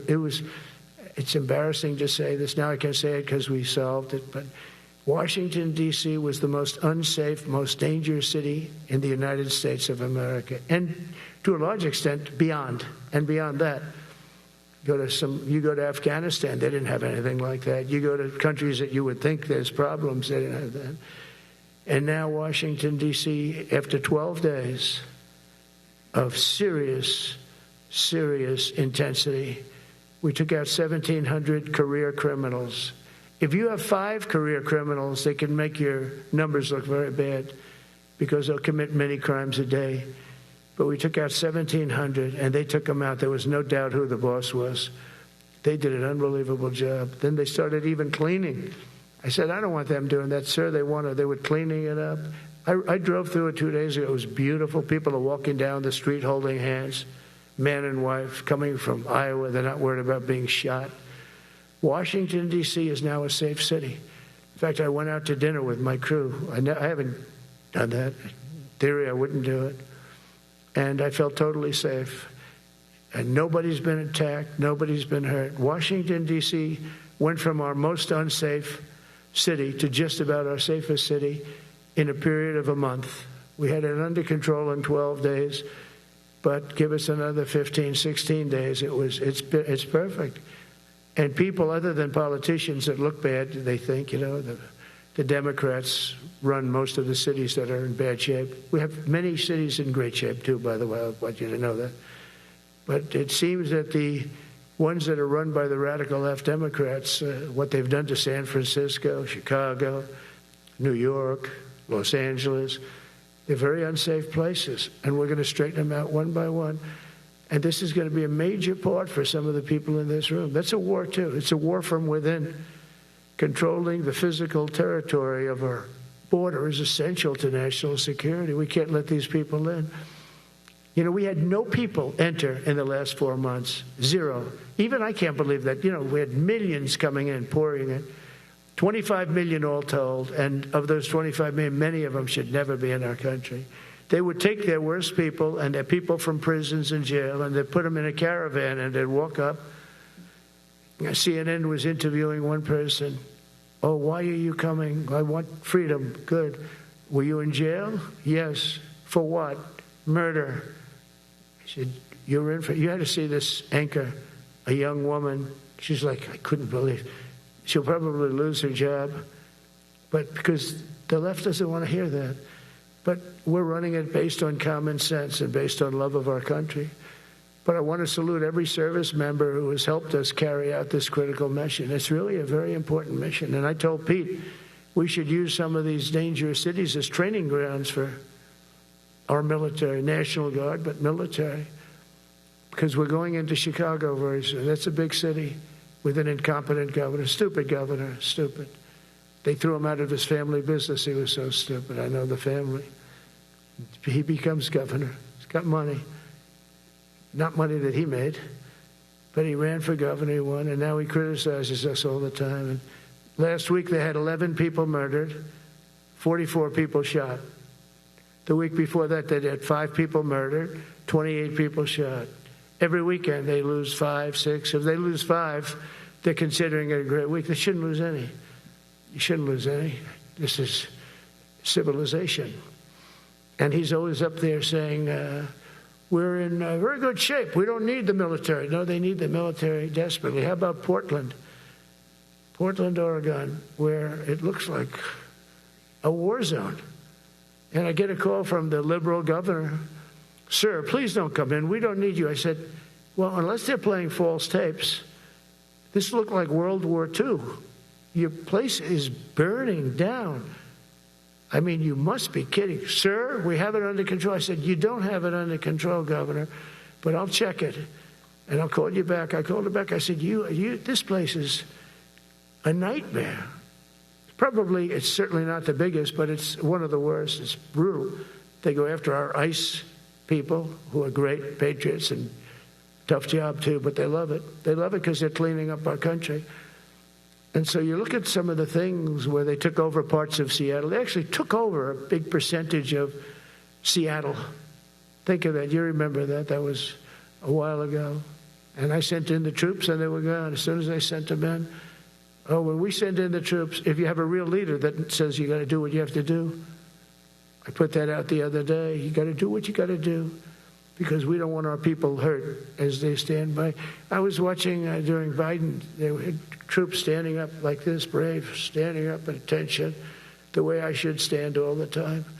And I'm like this, and people are standing, and their mouth is this far away from their mouth, and they're spitting at them, and they're screaming at them.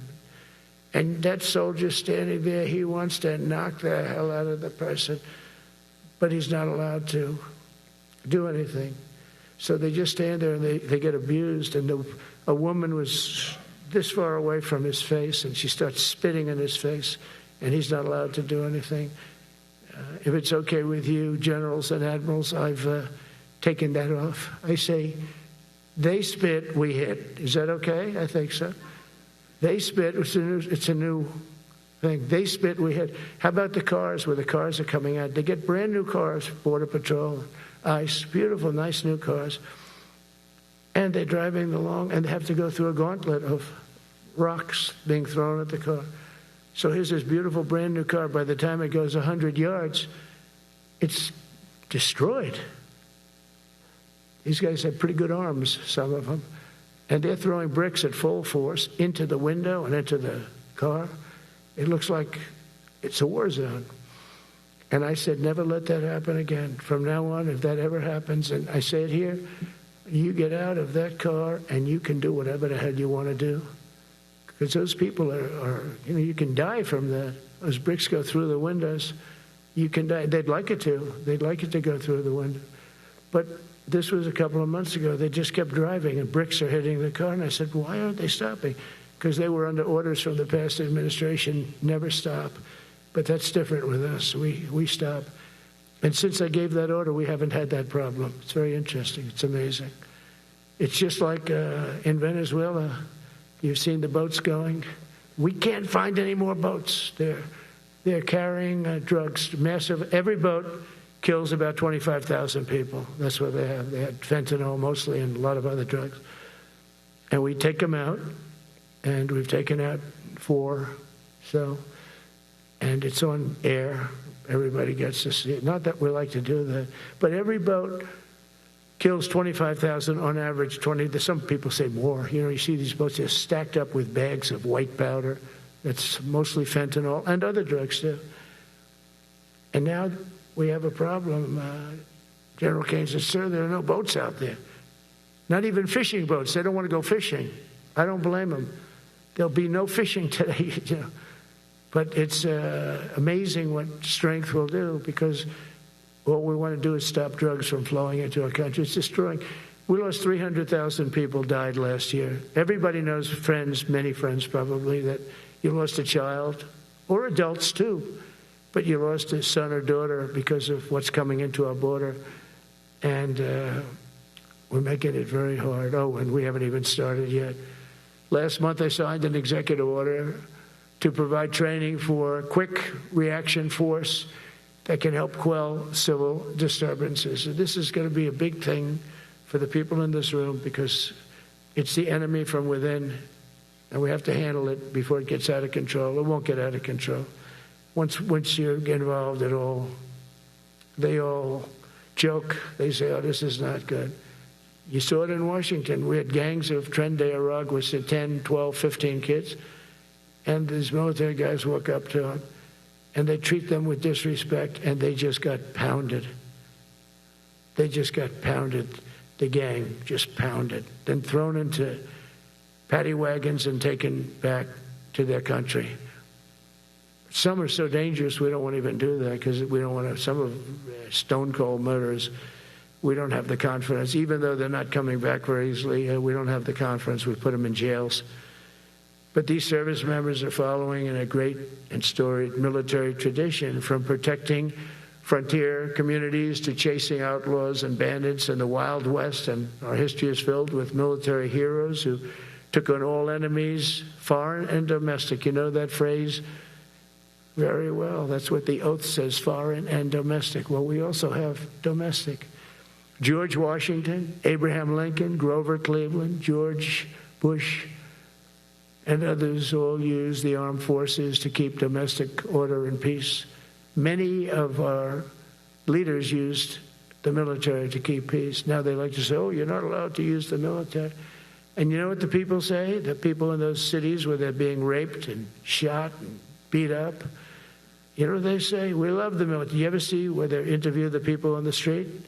I've never seen somebody say they don't, unless they're radical and paid off, because a lot of these insurrectionists are paid by, whether it's Soros or other people, but they're paid by the radical left.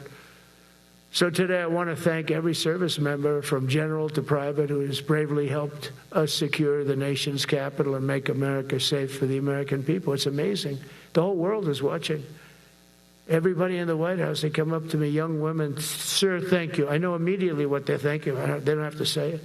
They walk to work now to the White House. We haven't had a crime in Washington in so long because we got the careers. We call them the careers. We got these lunatics out, and they'll never be any good. You know, I hate to tell this to the liberal media. You could spend time with them. You could do whatever you want. You could send them to the finer schools, which they couldn't get into anyway, mentally. They couldn't get in. But no matter what you do, they'll never be good. They're bad. They're career criminals. I don't know. Maybe they were born that way. Some people don't like me to say that, but maybe they were. Certainly some were.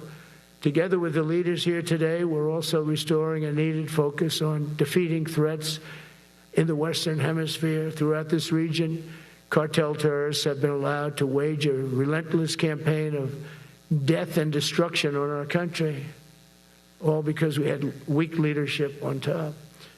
And we did a great job with it first term, but this is something else what we're doing now. We're taking it to the next level, probably next level times 3. But we had COVID come up, and we had to take care of that. We did a great job with COVID. We had the therapeutics. It's just Regeneron, so many things we did for COVID, but we had to focus on that, and every other country in the world was being decimated by COVID. So we had to change gear a little bit to take care of that. But under our leadership, the military is now the knife's edge in combating this sinister enemy. We have to put the traffickers and cartels on notice, and we've done that. And we put them, a lot of them, we've called them a terrorist organization, which is actually a big thing to do. Nobody's done it, but I've done it with a lot of them. It gives you a tremendous advantage. If you try to poison our people, we will blow you out of existence, because that's the only language they really understand. That's why you don't see any more boats on the ocean. You don't see any boats. Around Venezuela, there's nothing. As president, I will never hesitate to defend our people from threats of violence, from the horrible plague that's taking place from within. The Iran nuclear power, the Iran, all of the great power that we thought existed, we blew it out to kingdom. We took advantage of it, and we just really took advantage of it, and it was a beautiful thing to see, and that's what military power can achieve. That's why I chose Raising Cane. He's fantastic, by the way. I hope you all agree. If anybody disagrees, could I please have your hand? Who disappears that Raising Cane is no good? Just raise your hand. I don't see any hands raised. All right. That means you're okay. That means that he's okay now, but I saw his results. You know, he took out ISIS. I was told it was going to take 4 years. It took 4 weeks. I went to see him, and he took him out in 4 weeks, knocked him out, knocked him to hell. And I was told by military people it was going to take 4 to 5 years to do it. And I don't even know if we'll have it then, sir. These were the Washington generals. I call them the television generals. But Raising Cane did it in 4 weeks, took out 100% of the ISIS caliphate. As a result of these actions and many others since my inauguration, we're witnessing the triumphant return of peace through strength. We have great peace through strength. America is respected again as a country. We were not respected with Biden. They looked at him falling downstairs every day. Every day the guy's falling downstairs. He said, it's not our president. We can't have it. I'm very careful, you know, when I walk downstairs, like I'm on stairs, like these stairs, I walk very slowly. Nobody has to set a record. Just try not to fall, because it doesn't work out well.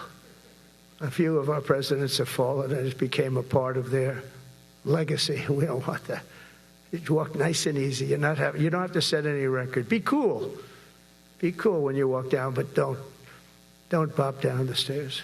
So one thing with Obama, I had zero respect for him as a president, but he would bop down those stairs. I've never said, da-da-da-da-da-da, bop, bop, bop. He'd go down the stairs, wouldn't hold on. I said, it's great. I don't want to do it. I guess I could do it. But eventually, bad things are going to happen, and it only takes once. But he did a lousy job as president. A year ago, we were a dead country. We were dead. This country was going to hell. We were dead in every way, from immigration to military. We didn't have the weapons. We were given everything to Ukraine. We had nothing.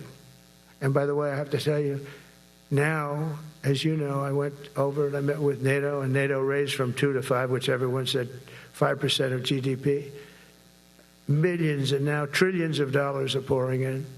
They didn't pay the 2% because they know we were there to pay it. And now they paid the 5%. That's trillions of dollars. And we're not spending any money on that war, not 10 cents. We sell our equipment to NATO. NATO pays us for the equipment, and they give it to Ukraine or whoever they give it to. They can keep it, but we're not involved. We have no money going out. Biden gave $350 billion. Not sustainable. $350 billion. And we have a war that should have never started. But we're not doing that anymore. So I just want you to know we're selling equipment. Our people are buying equipment. They are buying the equipment at full price, a fair price. So I don't want to say we're making money, because I don't want to be making money on a war. It's too many people dying. They're losing 7,000 soldiers a week. A lot of them are Russian soldiers, but between the two countries, mostly soldiers, by the way. Sometimes, you know, in Kiev, they'll lob a missile in or some drones in, kill some people. But mostly it's soldiers. Russia and Ukraine are losing 7,000 souls. And, you know, they're not American. They're not us. They're not you. We have a special obligation. But they're soldiers. They're young people. They leave their parents. They wave goodbye. And then 2 days later, they're blown up so unnecessarily. And so that's the primary reason I want to get it done. We got to get it done. It's crazy what's going on. That's the worst war that there's been since World War II. The number of soldiers that are being killed there is just crazy. From 5,000 to 7,000 soldiers die a week. Think of that. So I think we'll get that done. But that's turned out to be the toughest one. I'm so disappointed in President Putin. I thought he would get this thing over with. He should have had that war done in a week. And I said to him, you know, you don't look good. You're 4 years fighting a war that should have taken a week. Are you a paper tiger? And it's a shame, but I think eventually we'll get that one done, just like in theory, I want to knock on wood, because you never know. It's like we're going to have the Middle East done, which is actually a much harder thing to do. I mean, thousands of years. But we have to get that war done. So now just think of it, we're a dead country. I was with the King of Saudi Arabia, a great guy. I was with the Emir of Qatar. I was with the great leadership of UAE. I was over there. We brought back $2 trillion and more. They ordered 200 planes, Boeings. They ordered so much, and they were great. But they all said essentially the same thing. They said, 1 year ago, you were a dead country, and now you're the hottest country anywhere in the world. We're the hottest country in the world right now. The absolute hottest country in the world. There's nobody even close. Putin said that to me. We met in Alaska, had a good meeting. Then he went back and started sending drones into Kiev. I thought we had a good meeting. But it's one of those things. But we were a dead country a year ago, and now we're the hottest country anywhere in the world. Think of that. You can be proud of that. And you must have felt like hell when you have a wife or a husband at home, and you used to read the numbers that we can't get people to join the Army, Navy, Air Force, Marines, Coast Guard. You must have felt like, I have a job that nobody wants. That doesn't feel good. Well, now you have a job that is brimming over with people wanting it. They want it. And you're able to get a much higher quality because now you have your choice. You want so many. And we're going to have many, many people that aren't going to be able to join because of the fact that we don't need them at this moment. But think of it, what a difference that is from, I could just imagine 2 years ago, you're reading front page articles in the New York Times, of course, and Wall Street Journal. They always give us unfair stories. But they played it so big. They were playing it so big. Nobody wants to join the Army, the Marines, the Air Force. They don't want to join. They don't want to join the Coast Guard at all. Nobody wants to join. Nobody wants to join our police forces. Our police forces also. It's almost went hand in hand. And I used to say, boy, I'm speaking in front of the military today, and it's embarrassing because I'm speaking in front of people who have a job that other people don't want, but now you have a job that everybody wants. So I think that has to make you feel good. It's one of the reasons I love being here today, because I wanted to say that. I have to say that. Everybody wants to be in the Army, the Navy, the Air Force, the Marines. If you think the Coast Guard and Space Force, our beautiful Space Force, it's a whole different world. And now they're signing up, by the way, seriously big numbers for the police. Dangerous job, isn't it? Huh? Fire department. But that's the paving the way for progress once thought almost impossible. I mean, a year ago, you wouldn't have thought that was possible. A year ago, they were talking about making the military smaller because they can't get the people to join. We're thinking about making it larger because we have so many people. And it's nice to be able to cut people because of merit that aren't really qualified for any reason, a physical reason, a mental reason. You don't have to take them anymore because you have the pick of the litter. And they all want to be with you. They all want your job. They want to be with you. They want to work with you. They'll even take your job, Got to be a little bit sharp. You got to watch it. But everybody wants to be doing what you're doing now. What a difference when I speak to you, and I can say that as opposed to a couple of years ago when I was talking to rooms where they were desperate to get people and they couldn't get them. What a difference a presidential election can make. That's all it is. It's just a presidential election. Yesterday at the White House, we put forward a plan for peace in Gaza. We announced it, and we're going to create something that was my idea, but unfortunately I got drafted. It's going to be called the Board of Peace, and it's going to reign over that territory, and we're going to get that done. And they asked if I'd be the chairman of the Board of Peace. I wasn't counting on that. I had the idea for the Board of Peace. But I said yes, and I guess because of that, every leader, everybody wants to be on the Board of Peace. And we're going to watch over that very volatile part of the world and keep it non-volatile so you don't have to get involved. We want to save you for other things or save you for nothing from that standpoint. We don't want you fighting wars, but if you have to, you're the most lethal fighting force in the world. And I would say that even 2-3 years ago, but now I say it with great enthusiasm. It's so true. And we're striving tirelessly to end the terrible war in Ukraine. And as you know, we're also working hard to get the allies to share more of the burden of our defense. Much of that has really already taken place. But all NATO members have committed to the increase that I talked about. Think of that. That was unthinkable. It used to be 1%, then we got it up to 2% in my last term. And they did not like it. And now I got it to 5%, and I get along great with all of them. In fact, they call me the president of NATO. I said, I don't think so. But they're great. They're great people, and they're spending a lot of money, and a lot of money that they should have been spending in the past. But I think Putin was a wake-up call for them, really. We're now selling large quantities of American-made weapons to NATO, and we're getting really fair pricing. We're making a lot of money. It's my hope that from Europe to Asia to the Middle East, our allies will make similar commitments to increase their military capabilities. And this will greatly strengthen our alliances, and also it will make war far less likely. You know, if you're a strong presence like we are such a strong presence now. And I go around bragging about that. I said, we have the strongest military anywhere in the world. I say it. You never heard Biden say that. Never heard him say anything. But you never heard him say, did you ever hear him say, we have the strongest military? He doesn't say that. I say it. We have the strongest military anywhere in the world. We have great leadership. And I'll tell you, Pete and General Kane, all of the people that I've met that have been lifted up in rank.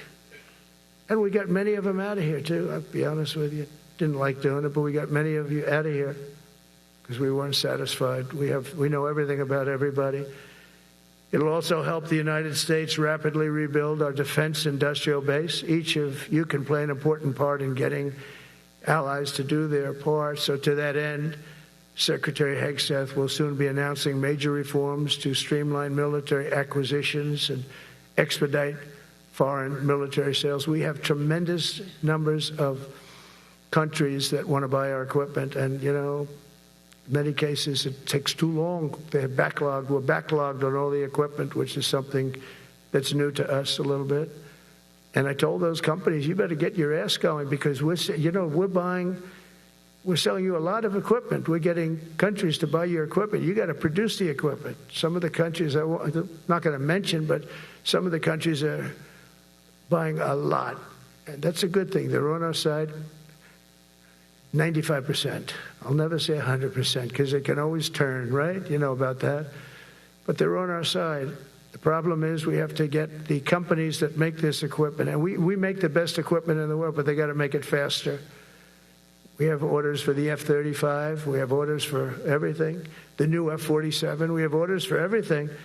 They got to make it faster, a lot faster. Ammunition they have to make faster. In the coming months, we'll be making even more historic announcements to fully embrace the identity of the Department of War. I love the name. I think it's so great. I think it stops wars. The Department of War is going to stop wars.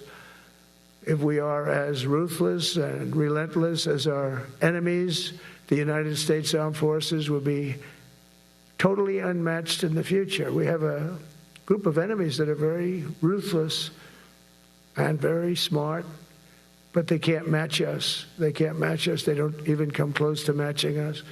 Again, you know, it's very important for me to say we are the greatest military in the world, but we make the best equipment in the world. I watched our anti-missile missiles. I watched our Patriots just knock things out like a needle, hitting another needle on the stage. There's a needle up there, and you send another needle up, and it hits it every time. During the war, we went 14 for 14. We had 14, this is with Iran, we had 14 missiles coming at us. All 14 were knocked out of the sky, every one of them. We make the best equipment. From Sparta to Rome, to the British Empire, to the United States of America, history has shown that military supremacy has never been simply a matter of money or manpower.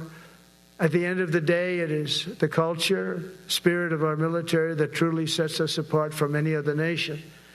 Our ultimate strength will always come from the fierce people and those brilliant people with such pride and the unbending will and the traditions of excellence that have made us the most unstoppable force ever to walk the face of the earth. And that's what we are. Remember, we never want to use it, but we have the most powerful nuclear capability, and I call it nuclear deterrent of any other country. Nobody close. The men and women in this room inherit the legacy built and won by Washington and Jackson, Grant and Pershing, Eisenhower and Patton, Nimitz and LeMay. We carry forward the majestic military heritage passed down from father to son, soldier to soldier, and one generation of warriors to the next. You are warriors, you know that, right? You're great warriors, or you wouldn't be in this room. You're the best of the best.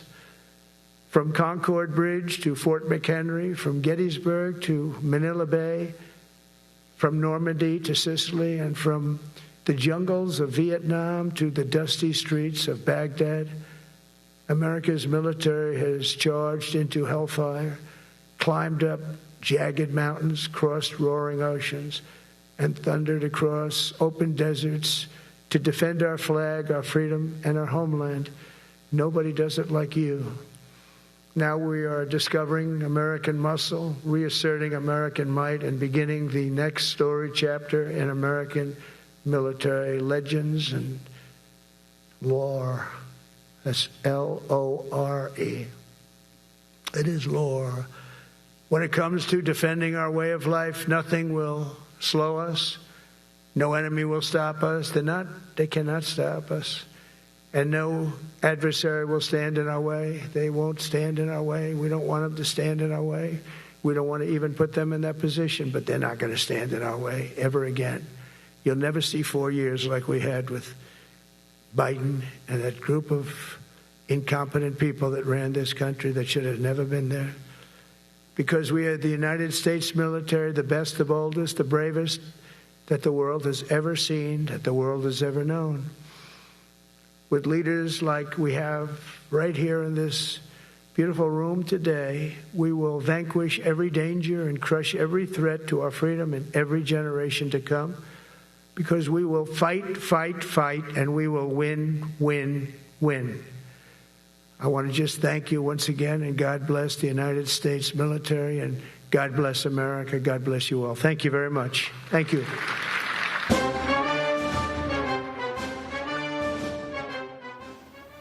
All right, you've been listening to President Trump speaking to senior military officials at Quantico, the Marine Corps base there. Earlier, we heard from Defense Secretary Pete Hegseth, who spoke about the new focus of the military and the Department of War. Hundreds of U.S. military leaders from around the world were summoned to Quantico for today's meeting. And CBS News senior national security correspondent Charlie D'Agata is joining me now from Quantico as well. Charlie, you were listening along. I don't think we've ever heard a speech like that from a commander-in-chief, at least not in recent modern American history. What are your thoughts? No, Vlad, we absolutely haven't, by the way. You know, we've been using the word unprecedented, but this is unprecedented. First of all, that it would happen at all in front of these generals, and to have the commander-in-chief speaking to the generals and admirals in that way, along with the Secretary of Defense. I don't think it's impolite to say it was a rambling speech. He went over a couple of times where he kind of went off script and talked about everything from Gaza to national troop deployment, National Guard deployment in cities in the United States. He thanked the U.S. military. He's very critical of the Biden administration for having driven the military into the ground, and he's big on recruitment and big on saying, look, we've got your back. And then the defense secretary before him had a whole litany of directives that he wanted to give. One of the questions that I have for you is, in terms of the President of the United States standing before these senior military officials and essentially talking about politics, talking about other presidents and their shortcomings, talking about his wins as far as his political career, and then even going so far as to mention that the aesthetics of the aircraft and the ships that we have, the vessels that we have that are stealth technology, are ugly, and that he believes in his mind that you can create much better looking stealth technology. I just wonder what the point of the president's speech to these senior military officials was. It an attempt to solidify? I'm sort of at a loss for words, only because, again, we really haven't heard a commander-in-chief speak in this way, where the topics range from what's happening in American cities, which, again, these generals, as you know, many of them are in positions where they are defending the homeland from overseas, CENTCOM and AFRICOM, and what is happening in Chicago and the president's use of the National Guard isn't really on their radar if you're the commander of CENTCOM. So I'm just trying to understand what the president's attempt to do was here. Well, Vlad, again, first of all, I have to say, we were listening in, and you could tell when he was veering off the script because he came back to sort of making things that were more relevant to the people that were inside that room. And I also have to, give you a sort of little behind the scenes. Generals and admirals, they don't cheer. They don't whoop whoop. That's not what they're there to do. There's a certain protocol there. And he tried to loosen up the room. But this is a speech that wasn't just aimed at the individuals who are inside that room. These are both television personalities, both Defense Secretary Hegseth and President Trump. And this is a message that was supposed to go far further than the confines of Quantico. But as you said, there were some things, especially Secretary Hegseth. His speech was more about calling everybody up and saying, look, this is no longer a war on warriors, quoting his own book, by the way. This is a war on woke. He spelt out a number of directives: no more DEI, no more beards or beardos, as he said, no more women or men dressed as women. We're going to have the highest male standard for all combat forces, combat field physical tests, physical fitness tests. He took aim at, his words, fat service members and fat generals walking around the Pentagon. He said there's going to be daily PT from Joint Chiefs of Staff on down. So it was more directed at, as he continues to say, this warrior ethos and the warrior mentality, and he was very impassioned about trying to get that message across. Now, the question that you and I have discussed and everybody else is talking about, was it necessary to get your very highest ranking individuals from all over the world, pull them in from field offices in some of these places that are, conflict zones in Europe with Ukraine, in the Middle East with Gaza and Israel, etc. Bring them all here all at the same time. And of course, there's going to be staff, there's going to be advisors, when you probably could have sent a memo out, or you could have had a secure video conference, which is how this is traditionally done. Was it really necessary? So I think what today was about, and I'm not even sure the Department of Defense would argue, this is kind of about optics. This is about a direct conversation between the Defense Secretary and the highest military leadership. And then last minute, President Trump, I suppose he couldn't resist the opportunity to be able to address the generals as well. Yeah. All right, CBS News, senior Pentagon correspondent Charlie Daggett. Thank you, Charlie, as always, my friend. Appreciate it. All right, let's pivot now to CBS News Chief White House correspondent Nancy Cordes, who's following all of this from the White House. So again, Nancy, what is the White House saying about why the president felt the need to address these senior military commanders and why Secretary Hegseth wanted to bring them in from their very important roles that they serve in protecting the homeland to listen to these speeches? All the messaging on this one, Vlad, is coming from the president himself, who said this morning that it's about esprit de corps, or in his words, spiritizing, basically rallying the troops, a pep talk, if you will, to let the military leaders know that he has their back, that he believes in them, and that the military is doing great. On the other hand, however, in that room, he suggested, as Hegseth had before him, that some people in that room maybe don't have their jobs for the right reasons, that they don't have as high of qualifications as they could have, but that they were put in those positions because of DEI. Perhaps they are minorities, perhaps they are women. And he added that if anyone in the room doesn't like what he's saying, that they can leave, although he said they would immediately lose their rank, to which some of the military top brass in the room laughed.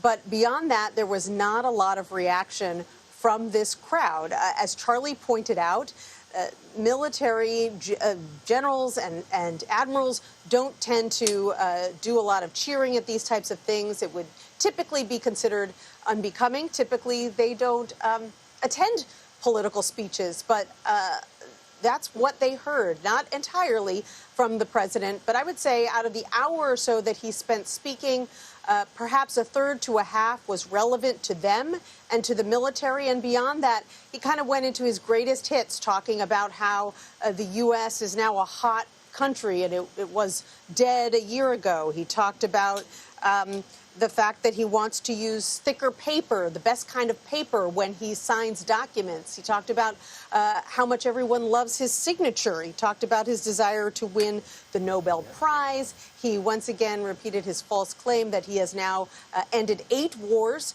since he became president of the United States a second time around. And you know, in some cases, he did say things like the fact that he wants ammunition to be made faster and things like that that might be deemed applicable to this audience. But it was a speech that was all over the map. Yeah, it really was. All right, Nancy Cordes for us at the White House. Nancy, thank you very much as always. Let us bring in General Russell Honore. He's a retired lieutenant general who served in the United States Army for 37 years. General, I just want to get from you just your first reaction in listening to that speech by the Commander-in-Chief, President Donald Trump.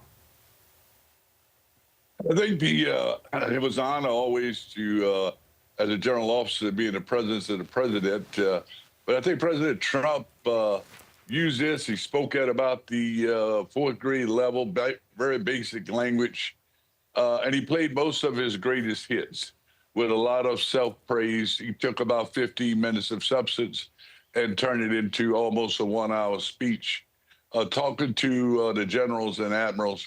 I think some of the key things that may have come out of it was his directive to Secretary of Defense and the Department of War to look at the cities as training grounds, to send our armies into cities to help deal with whatever mission he gives them as a way to train. That is somewhat concerning. Then he went into his own television understanding about warfare and talked about reshaping the ships and talking about bringing back battleships. I think it was an unusual audience for him because he plays off the audience expecting feedback in terms of laughter and clapping. The other significant observation I have is that most of these people traveled a day plus to come get basic indoctrination by the Secretary of Defense. Again, a focus on Homeland Security, a focus on physical training, and a focus on merit-based, meaning a real loud message on the role of women and modal minorities, as if those who are serving in the military today got their rank or their positions based on their race.